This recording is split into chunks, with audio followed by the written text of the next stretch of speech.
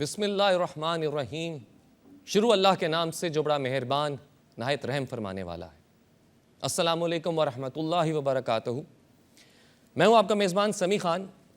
پاکستان ٹیلی vision کی خصوصی نشریات رحمۃ للعالمین صلی اللہ علیہ وآلہ وسلم میں آپ سب کو خوش آمدید۔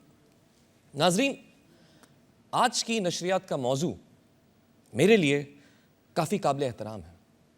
اس کا مطلب یہ ہرگز نہیں کہ اس سے پہلے جو موضوعات تھے ان کے بارے میں احترام کا معیار کچھ کم تھا، لیکن آج کا عنوان بہت منفرد ہے۔ آپ صلی اللہ علیہ وآلہ وسلم کی آمد سے قبل عرب کے معاشرے میں ایک ہستی ایسی تھی جس کے کوئی حقوق نہیں تھا، کوئی مقام، کوئی مرتبہ نہیں تھا، کوئی عزت نہیں تھی۔ وہ خواتین تھیں۔ پھر آپ صلی اللہ علیہ وآلہ وسلم کی آمد کے بعد، آپ کی تعلیمات کے بعد عورتوں کو وہ عظیم مقام ملا کہ آج کا معاشرہ بھی اس کی مثالیں دیتا ہے۔ اسی حوالے سے آج کا ہمارا موضوع ہے آپ صلی اللہ علیہ وآلہ وسلم کی تعلیمات اور عورتوں کے حقوق۔ حضرت ابو ہریرہ رضی اللہ تعالیٰ عنہ فرماتے ہیں کہ آپ صلی اللہ علیہ وآلہ وسلم نے ارشاد فرمایا، سب سے کامل مومن وہ ہے جس کا اخلاق سب سے اچھا ہے، اور تم میں سے بہترین انسان وہ ہے جو عورتوں کے حق میں اچھے ہیں۔ ارشاد خداوندی ہے، اور عورتوں سے اچھا برتاؤ کرو۔ ناظرین، آپ صلی اللہ علیہ وآلہ وسلم کی تعلیمات نے عورتوں کو جو حقوق دیے، جو عزت دی، جو مقام و مرتبہ عطا کیا، اسی حوالے سے گفتگو کرنے کے لیے آج ہمارے ساتھ ملک کی نامور اسکالرز موجود ہیں، نعت خوان موجود ہیں۔ گفتگو کا سلسلہ آگے بڑھائیں گے۔ سب سے پہلے میں ان کا تعارف کروانا چاہوں گا۔ ہمارے ساتھ موجود ہیں ڈاکٹر زنیرہ عنبر صاحبہ، السلام علیکم۔ وعلیکم السلام ورحمۃ اللہ۔ ہمارے ساتھ ڈاکٹر یاسمین فاروقی صاحبہ ہیں، آپ ڈین ہیں faculty of media and design, Ilma university سے آپ کا تعلق ہے۔ ہمارے ساتھ موجود ہیں سیدہ نرجس فاطمہ صاحبہ، السلام علیکم۔ ہمارے پاس بہت ہی خوبصورت آواز کی مالک، بہترین نعت خوان عروسہ علیق صاحبہ ہیں، السلام علیکم۔ وعلیکم السلام۔ آپ سب کو خوش آمدید۔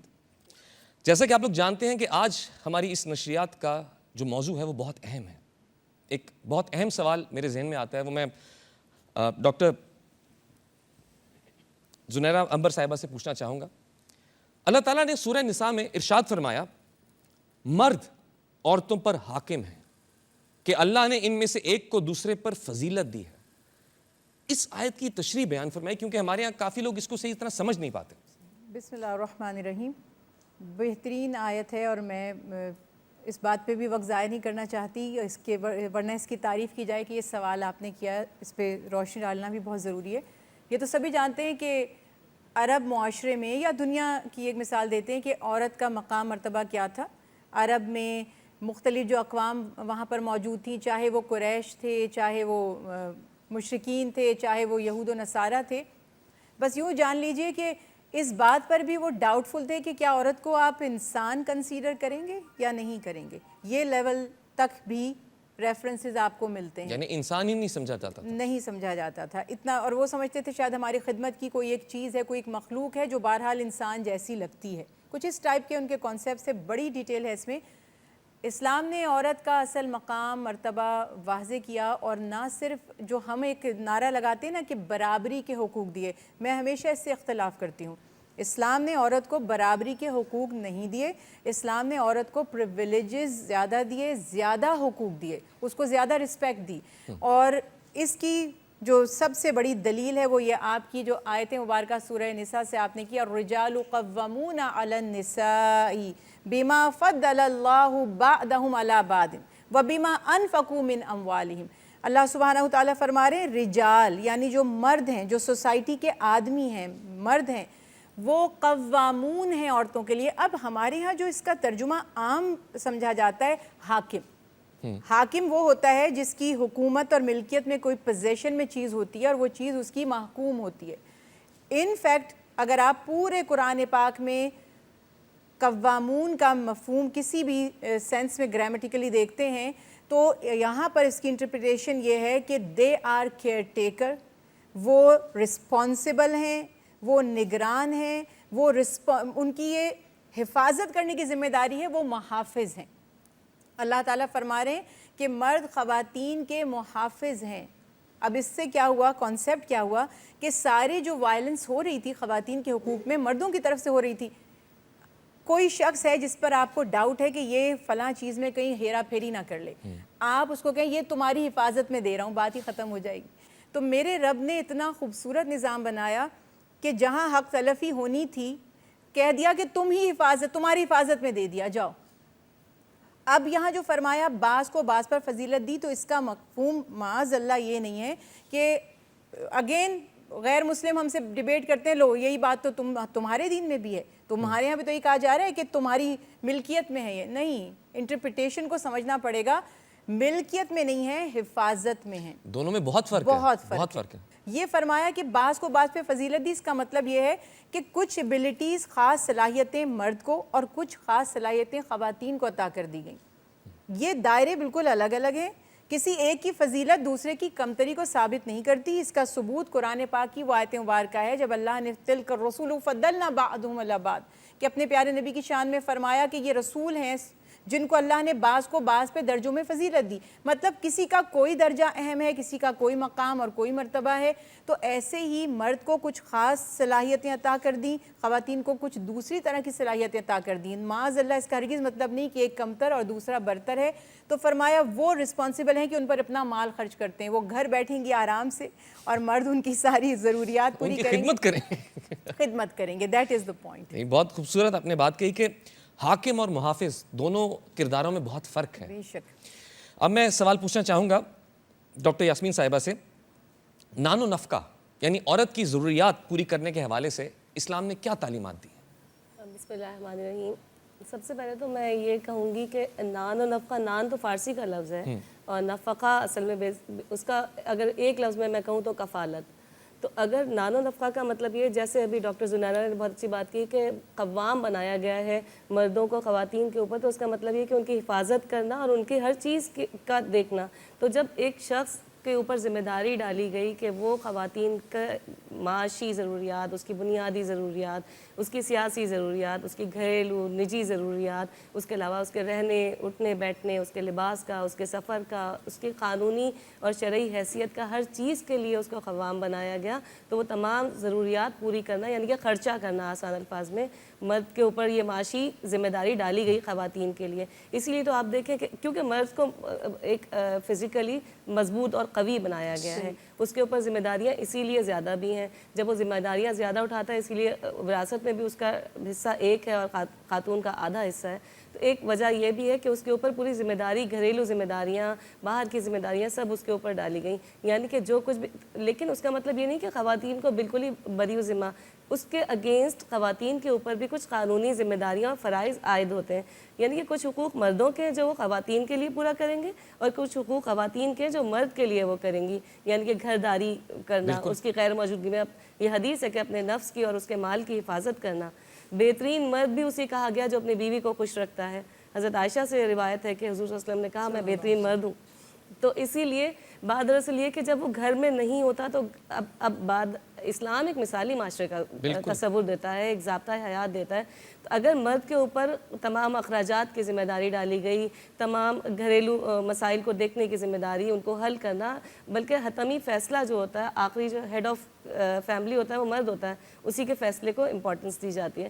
تو اب اگر آپ اس سینس میں دیکھیں کہ جب خاتون گھر میں ہوتی ہے تو ان کے اوپر بچوں کی تربیت کی ذمہ داری، اب یہ ہر جگہ آج کل آپ پوری دنیا میں یہی مسئلے، بچے ہاتھوں سے نکلے چلے جا رہے ہیں اور کوئی بات نہیں مانتا، ایک عجیب سی افراتفری پھیلی ہوئی ہے ہر طرف۔ اس کی وجہ یہی ہے کہ ماں اور باپ دونوں نوکریاں کرنے چلے جاتے ہیں، بچوں کو ملازمین کے حوالے کر کے، جب بچے کو اصلاح کی ضرورت ہوتی ہے، جب بچے کو تربیت کی ضرورت ہوتی ہے، ماں بھی گھر پہ نہیں ہوتی۔ تو اگر اسلام کے ہر چیز میں کوئی نہ کوئی حکمت پوشیدہ ہے، آپ دیکھیں نا اب جو یہ ہماری سوسائٹی کس طرف چلی جا رہی ہے، اس کی ایک وجہ یہ ہے کہ ہم تربیت ہی نہیں کر رہے۔ پہلے ہوتا تھا تعلیم اور تربیت، اب تعلیم ہے تعلیم پہ فوکس اور صرف تربیت نہیں ہے۔ اس کی وجہ یہی ہے کہ پہلے خواتین شاید اتنی جابز بھی نہیں کرتی تھیں۔ میں خود ایک یونیورسٹی میں پروفیسر ہوں، تو میں جاب کے اگینسٹ نہیں ہوں، لیکن آپ کے ساتھ جو دوسری ذمہ داریاں آپ کو وہ احسن طریقے سے پوری کرنی ہیں۔ اسلام نے عورتوں کے بھی کچھ حقوق بتائے کہ ان کو یہ کرنا ہے، یہ کرنا ہے، یہ کرنا ہے. یہی نہیں کہ مرد کو قوام بنایا گیا تو صرف بیچارے پہ ساری ذمہ داری ڈال دی اور خود بری الذمہ، ایسا بھی نہیں ہے. یعنی آپ نے بہت خوبصورت بات کی کہ آپ خود بھی ایک معلمہ بھی ہیں، یعنی آپ گھرداری بھی سنبھال رہی ہیں اور ساتھ یہ جاب بھی سنبھال رہی ہیں، تو میرے خیال سے میانہ رہے اور بیلنس رکھنا ضروری ہے. بالکل. تو اب گفتگو کو آگے بڑھاتے ہیں. جی بالکل. اب سیدہ نرجس فاطمہ صاحبہ، آپ سے میں پوچھنا چاہوں گا کہ اسلام نے بالخصوص عورتوں کے ساتھ حسن سلوک کے سلسلے میں بہت احکامات دیے ہیں، اس پر کچھ روشنی ڈالیے. دیکھیے ہمارے معاشرے میں کیا ہمارے دین اسلام نے جو ایک عورت کو مقام اور مرتبہ عطا فرمایا، ایک عورت کو جو عزت عطا فرمائی، وہ کسی اور مذہب کسی اور دین نے نہیں. جو اللہ اور اس کے رسول صلی اللہ علیہ وآلہ وسلم نے ایک عورت کا اصل مقام جب دین اسلام آیا اور رسول اللہ کی تعلیمات، کیونکہ رسول اللہ صلی اللہ علیہ وآلہ وسلم ہم تمام مسلمانوں کے لیے ایک رول ماڈل ہیں اور وہ ایک بہترین مثال ہیں کہ ہم ان کو دیکھ کر اپنی زندگیوں کو اسی طریقے سے لے کر چلیں، کیونکہ رسول اللہ کی زندگی کے ہر پہلو پہ اگر غور کیا جائے تو ہمیں وہاں سے بہترین سبق ملتا ہے. اور رسول اللہ نے نہ صرف اپنے قول سے بلکہ اپنے فعل سے، اپنے عمل سے بھی لوگوں تک وہ بات پہنچائی، اللہ کا پیغام پہنچایا، اللہ کی تعلیمات پہنچائیں. جو عزت دین اسلام آنے کے بعد عورت کو ملی وہ اس کی اصل حقدار تھی، جو رسول اللہ صلی اللہ علیہ وآلہ وسلم نے اللہ کی تعلیمات لوگوں تک پہنچائی. دین اسلام سے پہلے ہم سب جانتے ہیں کہ عورتوں کے ساتھ کیا سلوک کیا جاتا تھا، کہ ان کو وہ مقام، وہ منزلت، وہ مرتبہ، وہ عزت ان کو نہیں ملتی تھی. یہی وجہ ہے کہ جب دین آیا اور رسول اللہ کی زندگی میں جب آپ کی بیٹی تشریف لائیں، جب عورت کو ایک بیٹی پیدا ہونے پہ ایک باپ اس کو زندہ دفن کر دیتا تھا، تب اس دور میں ہمارے پیارے نبی صلی اللہ علیہ وآلہ وسلم اپنی بیٹی کو کہہ رہے ہیں کہ میرے جگر کا ٹکڑا ہے، فاطمہ میرے جگر کا ٹکڑا ہے. یعنی اللہ نے اپنے نبی کو یہاں بھی یکتا رکھا، یہاں پر بھی دنیا کو دکھا دیا کہ دیکھو جس بیٹی کی تم تذلیل کر رہے ہو، جس کے پیدا ہونے پہ تم اپنے آپ کو کمتر سمجھ رہے ہو، جس کو تم زندہ دفن کر رہے ہو، اس نبی کو میں سب سے پہلے بیٹی عطا کرتا ہوں. اور وہ پہلی مثال ہے اور دنیا کی آخری مثال ہے کہ ہم دنیا کی تمام لوگوں کی نسلیں ان کے بیٹوں سے چلتی ہیں، لیکن میرے نبی وہ واحد ہستی ہیں کہ جن کی نسل بیٹی سے چلی. تو اللہ نے ان کو یکتا رکھا اس جگہ پہ بھی کہ دیکھو کہ رسول صلی اللہ علیہ وسلم کو اللہ تعالیٰ نے فاطمہ جیسی بیٹی عطا کی جو جنت کی عورتوں کی سردار ہیں. وہ بیٹی جو خود مثال میں ایک ہے، تنہا ہے، کوئی شریک نہیں ہے آپ کی اس فضیلت میں کہ آپ اپنے باپ کے لیے، وہ باپ جو رحمت للعالمین ہے، تمام جہانوں کے لیے رحمت بنا کے بھیجا گیا، مگر اس کی رحمت کا نام فاطمہ زہرا، کہ جب بیٹی آ رہی ہیں تو آپ اپنی جگہ سے کھڑے ہو رہے ہیں، اپنی جگہ پہ بٹھا رہے ہیں. یہ عزت، یہ احترام آپ نے دکھایا لوگوں کو کہ ماں، جو ایک ماں کا رتبہ، جو مقام کہ ماں کے پیروں تلے جنت، کہ آپ کی جنت آپ کے ماں کے پیروں قدموں تلے ہے، کہ اگر آپ نے اس کے ساتھ حسن سلوک سے پیش نہیں آئے. ماں کی عزت، ماں کا احترام، ماں کے حقوق اللہ نبی نے آپ کو بتا دیے. اسی طرح زوجہ کے حقوق، زوجہ کی عزت، زوجہ کا احترام، رسول کی بہترین مثالیں، واقعات ہمارے سامنے موجود ہیں کہ کس طرح آپ اپنی ازواج کے ساتھ محبت سے، خلوص سے، پیار سے پیش آتے تھے. یہ دین اسلام واحد دین ہے کہ جس نے عورت کو ماں کے روپ میں بھی عزت دی، بیٹی کے روپ میں بھی عزت دی، بہن کے روپ میں بھی عزت دی، بیوی کے روپ میں بھی عزت دی. ہر رشتے میں عورت کو عزت اور مقام اور مرتبہ عطا فرما دیا اور دکھا دیا دنیا کو کہ دیکھو جس عورت کو تم کمتر سمجھتے ہو، جس کو تم حقیر سمجھتے ہو، جس کو تم سمجھتے ہو کہ اس کو زندہ دفن کر دیا جائے، وہی آج آپ یہ دیکھیے کہ دنیا میں انسان آتا ہے. یہ اللہ نے کتنی خوبصورت مثال رکھی ہے. دنیا میں انسان آتا ہے تو وسیلہ کس کو بنایا؟ ایک عورت کو. ایک عورت کے ذریعے ایک مرد بھی دنیا میں آ رہا ہے، ایک عورت بھی دنیا میں آ رہی ہے. یہ فضیلت اللہ تعالیٰ نے کس کو عطا کی؟ ایک عورت کو. اور یہی وجہ ہے کہ جب اللہ نے اور اس کے نبی نے یہ تعلیمات دیں تو لوگوں میں وہ عقل و شعور آیا، لوگوں کو سمجھ آیا. لیکن معذرت کے ساتھ کہنا پڑتا ہے کہ آج بھی ہمارے معاشرے میں ایسے لوگ ہیں جو ابھی بھی عورت کو پیر کی جوتی سمجھتے ہیں، جبکہ اللہ نے اس کو آپ کے سر کا تاج بنا دیا. بیٹی ہے تو رحمت ہے، بیوی ہے تو آپ کے ایمان کو مکمل کر رہی ہے، ماں ہے تو اس کے قدموں تلے جنت ہے، بہن ہے. مطلب ایک بہن بھائیوں کی جو محبت ہوتی ہے، وہ رشتہ کتنا پیارے رشتے اللہ نے بنائے جن کو اللہ دکھا رہا ہے.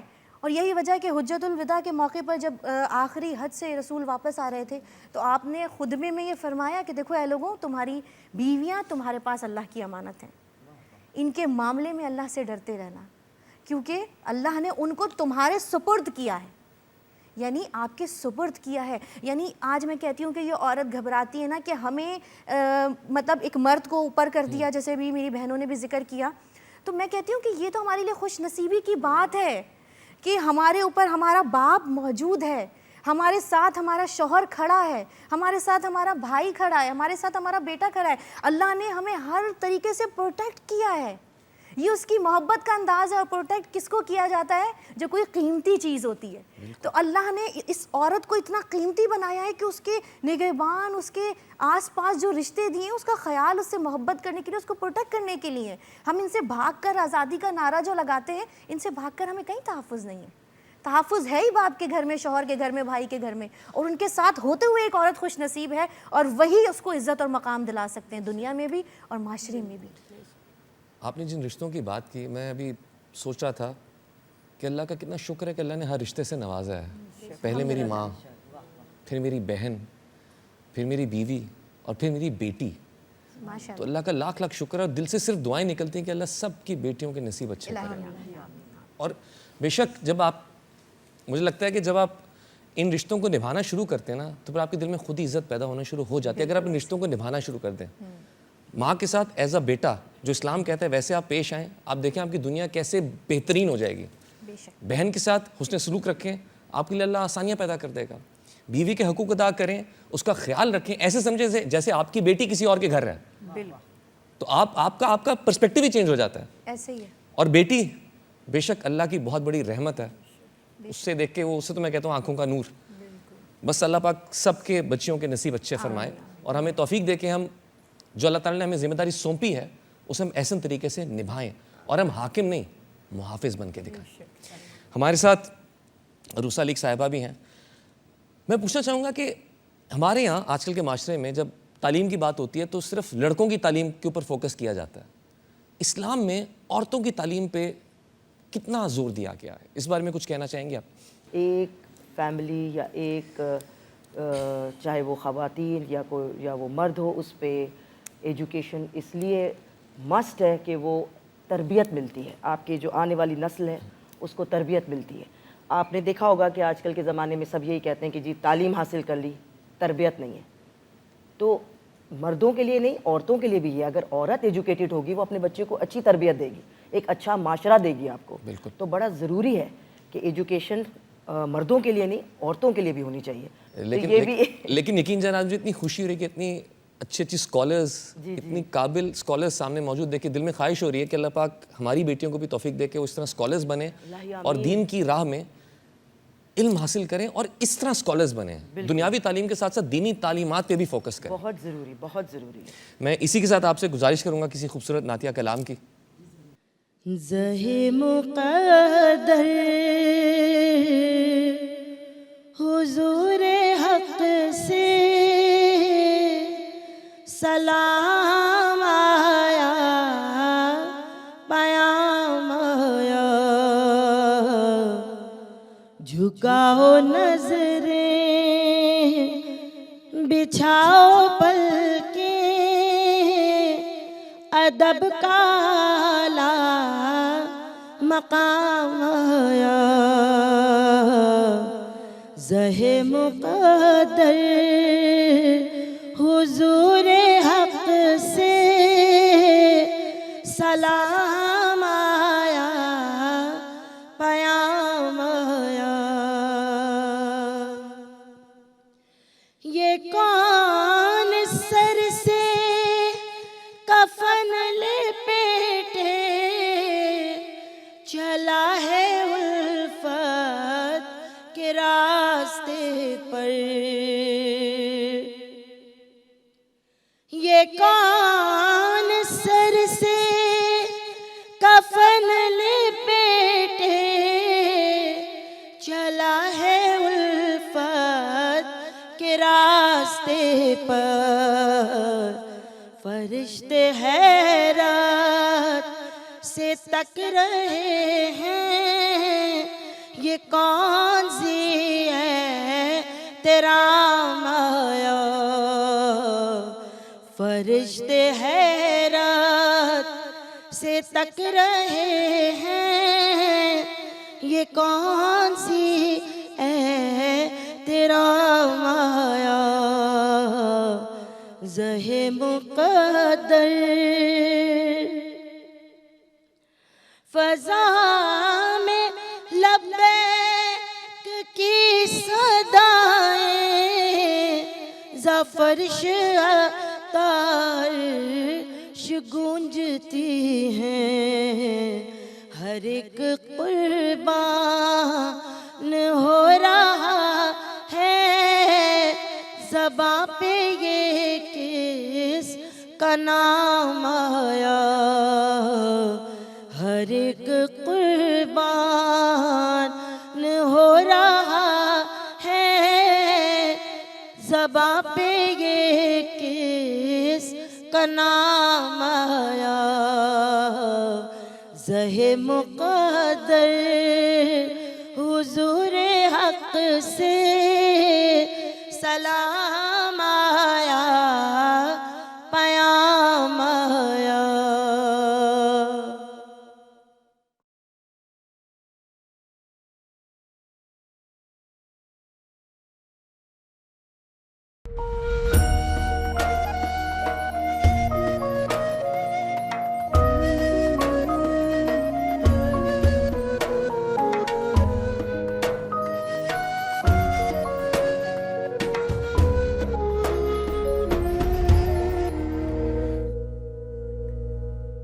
السلام علیکم ناظرین، آپ کا میزبان آپ کے سامنے پھر حاضر ہے۔ اپنی اس نشست کو آگے بڑھاتے ہیں، اگلے سیگمنٹ کی جانب بڑھتے ہیں۔ اب وقت ہوا ہے کہ ہم مقابلہ تقاریر کی جانب بڑھیں۔ جیسا کہ آپ جانتے ہیں کہ ہم ہر دفعہ کسی مشہور شاعر کے کلام میں سے کوئی ایک مصرع منتخب کرتے ہیں اور اس پر کچھ پارٹیسپنٹس آ کے سپیچ دیتے ہیں، تقریر پیش کرتے ہیں۔ آج کا موضوع مشہور زمانہ نعتیہ کلام کا ایک مصرع ہے، کعبہ ہے میرے دل میں، مدینہ ہے نظر میں۔ یہ ہے آج کا موضوع، اور آج کے ہمارے جو پارٹیسپنٹس ہیں ان کا تعارف کروانا چاہوں گا۔ ہمارے ساتھ موجود ہیں آمنہ ریاض، عبد المعیز اور مہروز۔ بچوں، آپ کے پاس 2.5 منٹ کا وقت ہوگا۔ اس 2.5 منٹ کے اندر آپ نے اپنی تقریر پیش کرنی ہے۔ جیسے ہی آپ کو بزر کی آواز سنائی دے، اس کا مطلب ہے کہ آپ کے پاس 30 سیکنڈ باقی بچے ہیں۔ اس 30 سیکنڈ میں اپنی گفتگو کو اچھے طریقے سے مکمل کر لیں۔ ہمارے علماء کرام ہمارے ساتھ موجود ہیں، ہمارے اسکالرز، یہ ہمیں جج کرنے میں مدد کریں گی کہ آپ میں کون کتنی اچھی سپیچ دے رہا ہے۔ تو آپ لوگوں نے اینڈ میں رزلٹ آپ لوگ ہی جج کریں گے، ٹھیک ہے جی؟ تو سب سے پہلے میں دعوت دینا چاہوں گا آمنہ ریاض صاحبہ کو۔ صدر علی وقار، موضوع کے پہلے حصے کعبہ ہے میرے دل میں پر لکھنے کے لیے جب قلم اٹھایا تو میرا ہاتھ کپ کپانے لگا، قلم رک سا گیا، جیسے یہ قلم سوال کرنے لگا کہ میری اتنی جرت کہاں کہ میں کعبے کے بارے میں لکھوں، یعنی رب کائنات کے حوالے سے لکھوں۔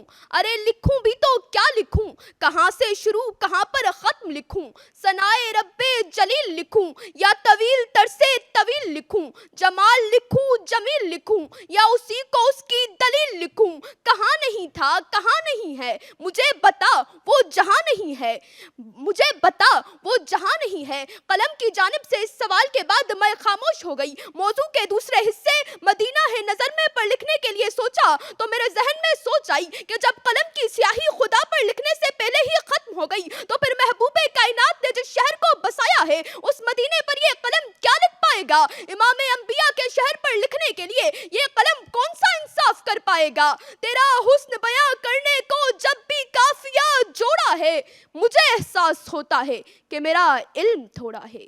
صدر علی وقار، میری آنکھوں میں مدینہ کیسے نہ ہو، یہ اس نبی کا شہر ہے جو نبی مدینے کو ہمیشہ کے لیے بسا دیتے ہیں، جو نبی پتھروں سے بھی کلمہ پڑھوا دیتے ہیں، جو نبی امتی امتی کی ہمیشہ صدا دیتے ہیں، جو نبی اخلاق سے دشمن کو بھی اپنا بنا دیتے ہیں، جو نبی پتھر کھا کر بھی بس دعا دیتے ہیں، جو نبی فاتح بن کر عام معافی کا مژدہ سنا دیتے ہیں، جو نبی خیر الانام کا لقب پاتے ہیں، جو نبی ہمارے لیے رحمت للعالمین بن کر آتے ہیں، جن کی سواری سے بیمار اونٹنی صحتیاب ہو جاتی ہے، جن کے پسینہ اطہر سے خوشبو کے خزانے فضاؤں کو مہکاتے ہیں، جن نعت کے قافلے جن کے پیام حق کو سننے دربار عالی شان میں تشریف لاتے ہیں، تو پھر کعبے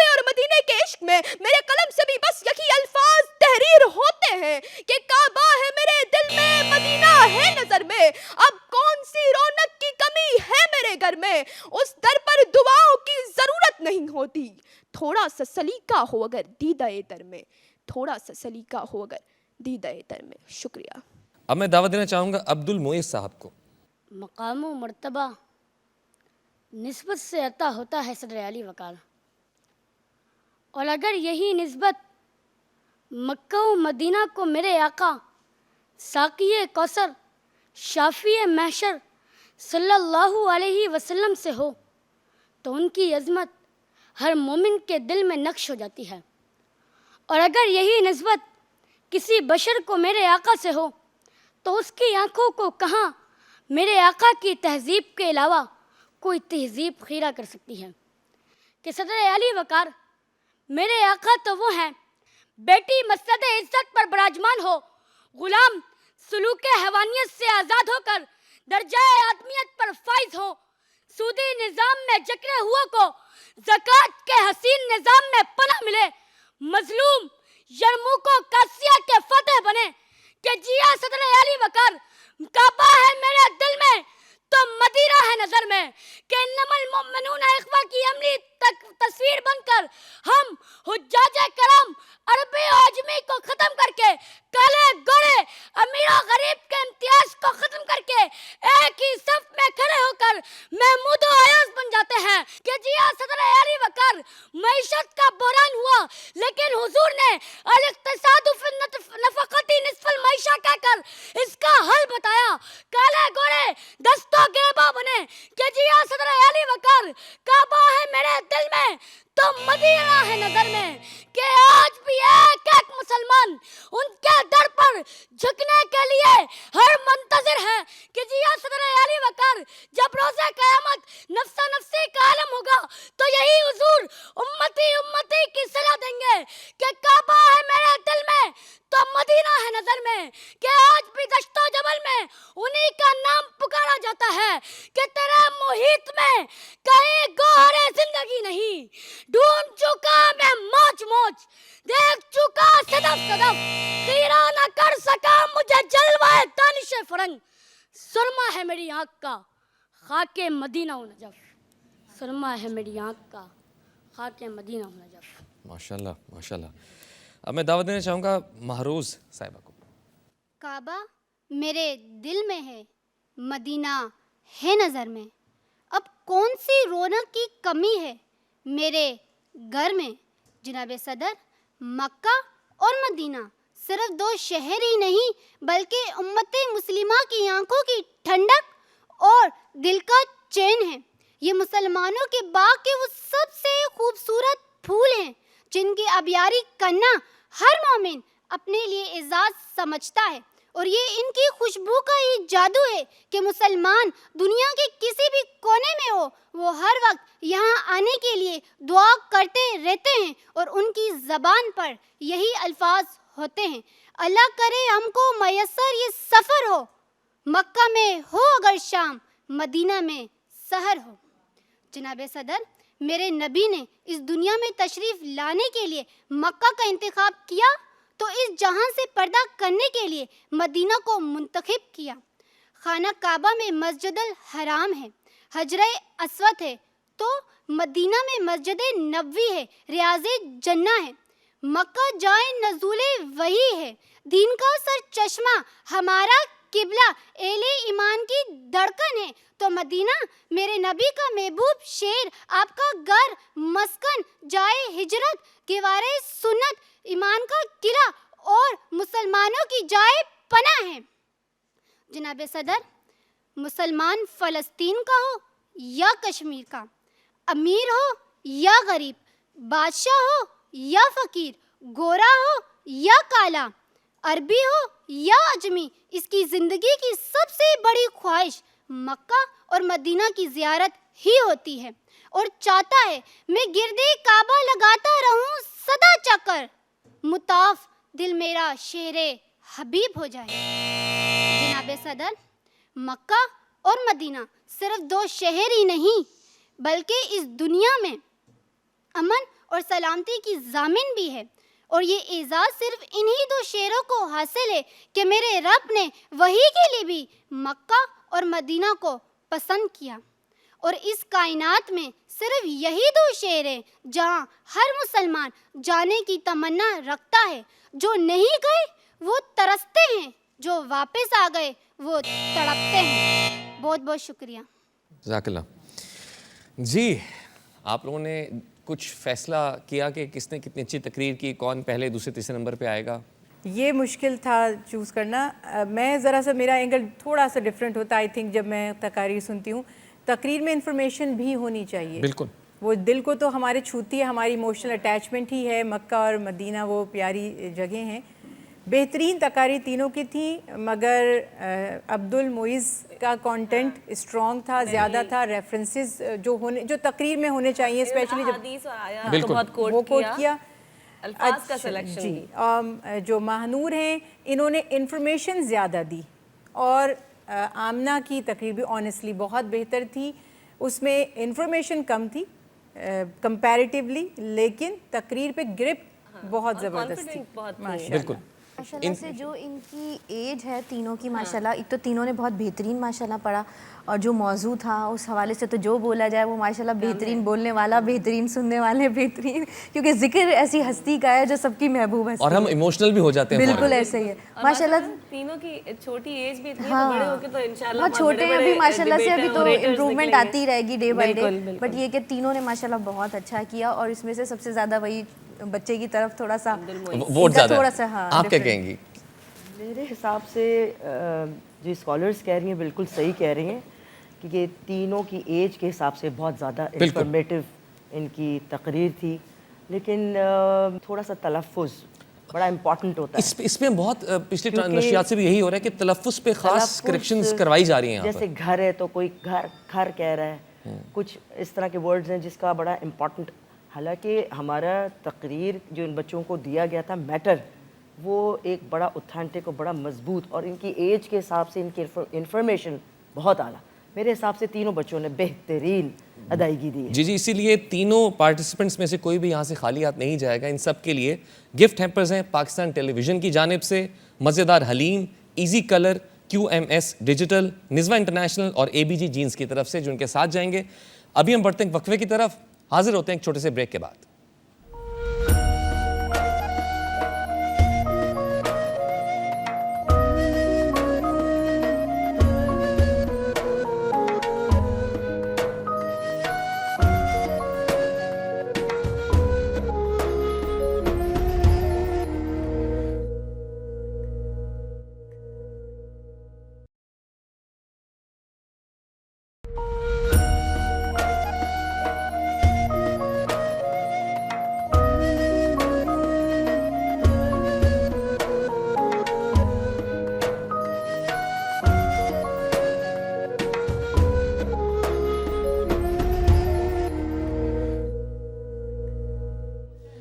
السلام علیکم ناظرین, ویلکم بیک. پاکستان ٹیلی ویژن کی خصوصی نشریات رحمۃ للعالمین صلی اللہ علیہ وسلم میں ایک بار پھر آپ کے سامنے حاضر ہیں. تقاریر کا سیگمنٹ بھی ہو چکا ہے, علماء کرام سے ابتدائی گفتگو بھی ہوگی. آج کا جو عنوان ہے وہ بہت اہم ہے, آپ صلی اللہ علیہ وسلم کی تعلیمات اور عورتوں کے حقوق. میں چاہوں گا کہ جاتے جاتے کچھ خاص پیغام آپ ہمارے ناظرین کو دینا چاہیں تو پلیز آپ کے مشکور ہوں گے. میں بالکل دینا چاہوں گی پیغام, اور اس حوالے سے کہ جو بھی عرب معاشرے میں یا اسلام سے پہلے خواتین کا ایک تھا, ان کے بارے میں نظریہ تھا کہہ لیجئے, یا جو بیہیویئر ان سے کیا جاتا تھا, جو ان کے حقوق غصب کیے جاتے تھے, آئی ڈونٹ تھنک سو کہ بہت چینج آیا ہے.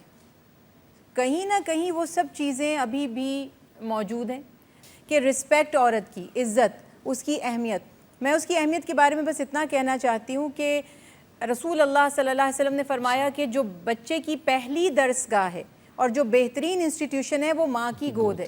لیکن کہتے ہیں نا, ایک مرد کو پڑھانا اسی کو پڑھانا ہے, لیکن ایک خاتون کو جب آپ تعلیم دیتے ہیں, پوری نسل پوری خاندان, اور بچہ جو ہے حدیث مبارکہ میں بھی ہے زیادہ تر اپنے ماں کے دین پر ہوتا ہے. تو یہ پریکٹس میں بھی آپ دیکھیے گا کہ جو مزاج ماؤں کا ہے 100% نہیں, لیکن زیادہ تر وہی مزاج بچوں میں, چاہے وہ لڑکا ہو یا لڑکی, وہ آتا ہے. تو خاتون کا تربیت یافتہ اور تعلیم یافتہ ہونا مرد سے بھی بڑھ کر ہے, اور اگر انشاءاللہ خاتون اچھی ہیں تو وہ اپنے بچے کی تربیت بھی ایسے ہی کریں گی. اور ایک بس چھوٹا سا پیغام ہے آخر میں یہ کہ رسپیکٹ کریں جیسے آپ اپنی والدہ کی کرتے ہیں, بہن کی, بیٹی کی. اور آپ نے شروع میں بڑی پیاری بات کہی کہ جب اپنی بیٹی کا درد ہوتا ہے تو احساس ہوتا ہے کہ جو دوسرے کے گھر سے آئی ہے وہ بھی کسی کی بیٹی ہے, تو انشاءاللہ پھر آپ انصاف کر سکیں گے. جی ہم اگر شروع میں دیکھیں بالکل اسلام میں جب اسلام آیا اور مسلمان ہونے لگے لوگ, تو اس سے پہلے کیا حالت تھی, اس کے بعد کیا تھی, کہ آپ حضرت خدیجۃ الکبریٰ سے دیکھیں. آج کی معاشی سوسائٹی کے پرسپیکٹیو میں دیکھیں نا, تو اسلام نے کبھی بھی خواتین کو کسی کام سے روکا نہیں ہے. مساوی تو کیا, اس سے بھی زیادہ حقوق, تکریم, عزت, بلند مرتبہ سب کچھ اسلام نے عطا کیا خاتون کو. پہلے جو زندہ دفن کر دی جاتی تھی اس کو کہاں سے کہاں پہنچا دیا کہ خاتون جنت کہلائیں. اور حضرت خدیجۃ الکبریٰ جو ہیں وہ خود بزنس وومن تھیں, ان کا بزنس مشہور تھا, اور حضور صلی اللہ علیہ وسلم کو انہوں نے خود رشتہ بھجوایا تھا. تو یہ جو ایک معاف کیجیے گا ایک لفظ استعمال کریں, دقیانوسیت, اس کو کچھ لوگ جو سو کالڈ لبرل لوگ ہیں انہوں نے اسلام سے نتھی کر دیا یا جوڑ دیا. ایسا بالکل نہیں ہے. اسلام ہمیشہ سے ایک روشن خیال اور بہت زبردست مذہب ہے, دین ہے. اب آپ وہاں سے دیکھ لیں کہ شروع سے اسلام میں خواتین کی جو کہتے ہیں نا جاب کی اجازت نہیں ہے, ہر چیز کے اعتدال میں رہ کے اپنے احکامات کے مطابق کر کے. کیا ڈاکٹرز حجاب کر کے بہترین ڈاکٹرز نہیں ہیں پاکستان میں؟ کیا پائلٹ لڑکی جو ابھی کچھ عرصہ پہلے بنی وہ حجاب نہیں لیتی تھی؟ کیا سائنٹسٹ حجاب نہیں لیتے؟ ہر چیز ہو سکتی ہے. ڈاکٹر زنیرہ کی مثال ہے, یہ امریکہ برطانیہ میں یونیورسٹیوں میں پڑھاتی ہیں اسی طرح سے.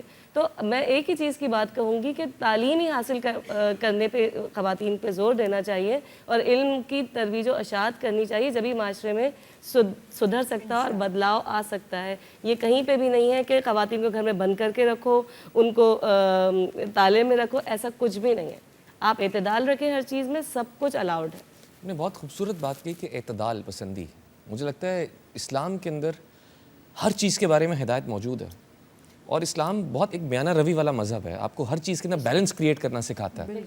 تو اصل بات وہی ہے جیسا آپ نے کہا کہ کام کی اجازت بھی ہے, گھرداری بھی سنبھالنے کی ذمہ داری بھی ہے, لیکن اگر اعتدال پسندی سے آپ سب کر سکتے ہیں. جی میں ماشاءاللہ بہترین گفتگو میرے دونوں ساتھیوں نے بہت بہترین ماشاءاللہ بیان دیا ہے. میرے لیے اب کچھ بچتا نہیں ہے, لیکن چھوٹی سی بات اپنا حصہ بھی ڈالوں کہ جو حق عورت کو اللہ نے, اس کے رسول نے اور دین اسلام نے دیا ہے, جو مقام, جو عزت اللہ اور اس کے رسول نے دی ہے, میں چاہتی ہوں کہ ہمارے معاشرے میں بھی لوگ اس حق کو تسلیم کریں. سب سے پہلے تو مینٹلی طور پہ اس حق کو تسلیم کریں, اس کو ایکسیپٹ کریں, اور پھر اس کو اپنی عورتوں کو اس طریقے سے لے کے چلیں جس طریقے سے اللہ اور اس کے رسول نے کہا ہے کہ جو حق ان کو دیے, تعلیم کا حق دیا ہے ان کو, آپ جب ان کی شادی کریں تو کم از کم ان سے اجازت ضرور لیں. ہمارے معاشرے میں یہ بھی ایک بہترین مطلب ایک بہت بڑا جو ہے وہ ایک المیہ ہے کہ لوگ اس طریقے سے کر رہے ہیں آج بھی اتنے پڑھے لکھے دور میں. تو یہ حق اللہ نے دیا ہے, یہ حق میں نے اور آپ نے نہیں دیا, یہ اللہ نے دیا ہے کہ کسی بھی بیٹی کی شادی آپ کریں تو اس سے اجازت ضرور لیں. اس کو تعلیم کا حق ہے, اس کو ہر چیز کا حق اللہ نے دیا ہے. لیکن وہی بات کہ کچھ حدود ہوتی ہیں اللہ تعالیٰ نے ہر کسی کے لیے. یہ نہیں کہ صرف عورتوں کے لیے حدود ہے, مردوں کے لیے بھی حدود ہے, مردوں کے لیے بھی حجاب ہے, مردوں کے لیے بھی وہی ہے کہ اپنی نگاہ کو نیچے رکھ کے چلو. جس طریقے سے تم اپنی ماں بہن بیٹیوں کی عزت کرتے ہو, اسی طرح سامنے والوں کو, سامنے والی عورت کو بھی اسی طریقے سے اسی نگاہ سے دیکھو.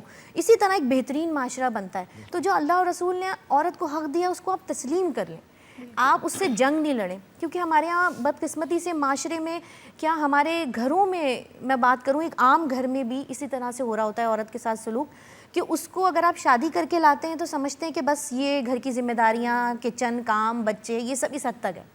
اس سے ہم زندگی کے بارے میں کوئی مشورہ نہیں لے سکتے, کوئی بزنس بات نہیں کر سکتے, کسی قسم کی کوئی بھی ہم اس کو اس قابل نہیں سمجھتے کہ ہم اس سے گفتگو کریں. اس طرح ایک مرد کی کامیابی کے پیچھے ایک عورت کا ہاتھ ہوتا ہے, چاہے وہ اس کی ماں ہو, چاہے وہ اس کی بیوی ہو, چاہے وہ اس کی بیٹی ہو, بہن ہو, کسی عورت کا بھی ہو سکتا ہے. اور اگر چاروں ہو تو بہت خوش نصیب ہیں آپ. خوش نصیب ہوتے ہیں نا. اور اسی طریقے سے ایک عورت کی کامیابی کے پیچھے ایک مرد کا ہاتھ ہونا چاہیے. وہ اس کا باپ ہو, وہ فخر سے کہہ سکے, وہ اس کا شوہر ہو, وہ فخر سے کہہ سکے, وہ اس کا بھائی ہو, وہ فخر سے کہہ سکے کہ آج میں اس قابل ہوں. تو میں یہ فخر سے کہتی ہوں کہ اگر آج میں یہاں موجود ہوں اور اس قابل ہوں تو سب سے پہلے میں اپنے بابا کی وجہ سے, دین میں اپنے شوہر کی وجہ سے, پھر میں اپنے بھائیوں کی وجہ سے. میں سارا کریڈٹ ان کو دیتی ہوں, ورنہ آج اگر وہ مجھے وہ حق, وہ عزت, وہ مقام نہیں دیتے تو آج میں اور ہم سب یہاں بیٹھ کے اپنے حقوق بیان نہیں کر رہے ہوتے. خوبصورت بات کی آپ نے. جی عروسہ جی, آپ کچھ میسج دینا چاہیں گی؟ دیکھیے ٹاپک اتنا اسٹرانگ ہے اسلام میں عورتوں کا مقام. اس حساب سے میرا میسج یہی ہے کہ عورتوں کو قدرت نے بڑا اسٹرانگ مقام دیا ہے. ایک معاشرہ جو بنتا ہے وہ جہالیت ختم کرنے کے لیے، علم دینے کے لیے، تعلیم دینے کے لیے بہت ضروری ہے کہ ایک عورت ایجوکیٹڈ ہو، چاہے وہ دینی چاہے وہ دنیاوی. جب وہ اپنے بچوں کو ایجوکیٹ کرے گی اور ایک معاشرے کو سامنے لائے گی، تعلیم و تربیت دے گی، تو آپ کو میرا میسج آپ لوگوں کے لیے یہی ہے کہ عورتوں کو کسی حساب سے نہ روکیں. وہ بہت اسٹرانگ ہیں.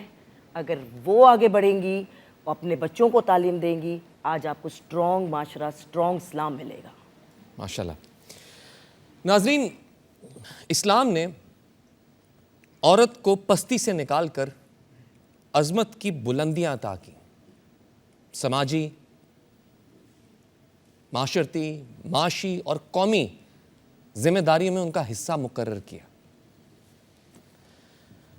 عورت ماں ہو تو اس کے پیروں تلے جنت ہے، بیوی ہو تو راحت و سکون ہے، اور اگر بیٹی ہو تو آنکھوں کا نور ہے، اور اگر بہن ہو تو روح کا چین ہے.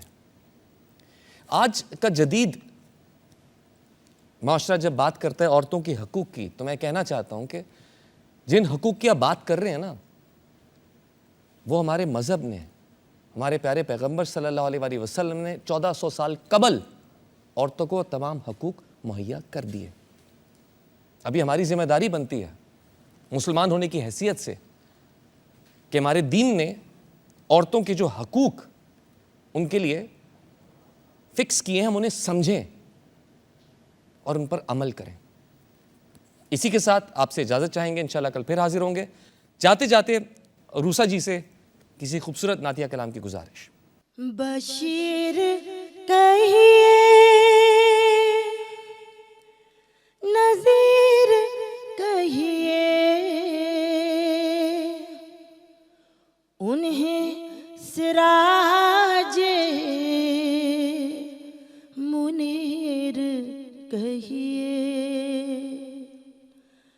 جو سر بسر ہے کلام ربی، جو سر بسر ہے کلام ربی، میرے نبی کی وہ زندگی ہے. یہ سب تمہارا کرم ہے آقا، کہ بات اب تک بنی ہوئی ہے. کوئی سلیقہ ہے آرزو کا، کوئی سلیقہ ہے آرزو کا، نہ بندگی میری بندگی ہے. یہ سب تمہارا کرم ہے آقا، کہ بات اب تک بنی ہوئی ہے. کسی کا احسان کیوں اٹھائیں، کسی کو حالات کیوں بتائیں، تم ہی سے مانگیں گے تم ہی دو گے، تم ہی سے مانگیں گے تم ہی دو گے، تمہارے در سے ہی لا لگی ہے. یہ سب تمہارا کرم ہے آقا، یہ سب تمہارا کرم ہے آقا، کہ بات اب تک بنی